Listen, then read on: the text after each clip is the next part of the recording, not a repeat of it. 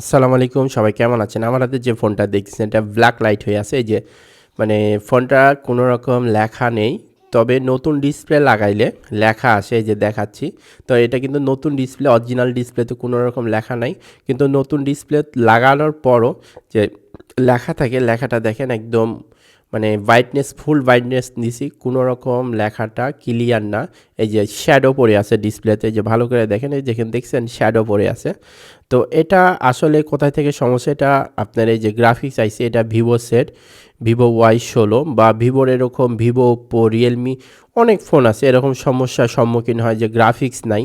তো এটা কোথায় থেকে হয়? এই গ্রাফিক্স আইসি থেকে সাধারণত হয়ে থাকে। তো আমি যেহেতু গ্রাফিক্স আইসিটা শর্ট হয়েছে, হিট হচ্ছে, তো এই জন্য গ্রাফিক্স আইসিটা আমি রিপ্লেসমেন্ট করে দিচ্ছি। এটা একটা ব্র্যান্ড নিউ গ্রাফিক্স আইসি। তো এখানে সুন্দরভাবে সূক্ষ্মভাবে ইনস্টল করে দিব।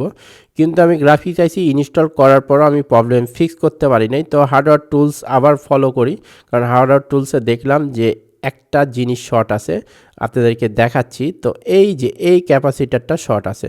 তো এই ক্যাপাসিটারটা শর্ট। তো এই ক্যাপাসিটারটা এখান থেকে আমি রিমুভ করে দিব। এই যে এই ক্যাপাসিটারটা রিমুভ করে দেখব আসলে কি আমার কাজ হয় কি হয় না। তো এই ক্যাপাসিটারটা শর্ট পাইছি। তো এখন দেখেন পারফেক্টলি ফোনের গ্রাফিক্স চলে আসছে। এই গ্রাফিক্স আইসিটা সমস্যা ছিল না, জাস্ট ওই ক্যাপাসিটারটা শর্টের কারণে কোনো রকম ডিসপ্লেতে লেখা লাইট কিছুই ছিল না, অরিজিনাল ডিসপ্লেতে কিছুই ছিল না। জাস্ট ক্যাপাসিটারটা রিমুভ করে দিলাম এবং প্রবলেম ফিক্স করলাম। ধন্যবাদ, ভালো থাকবেন।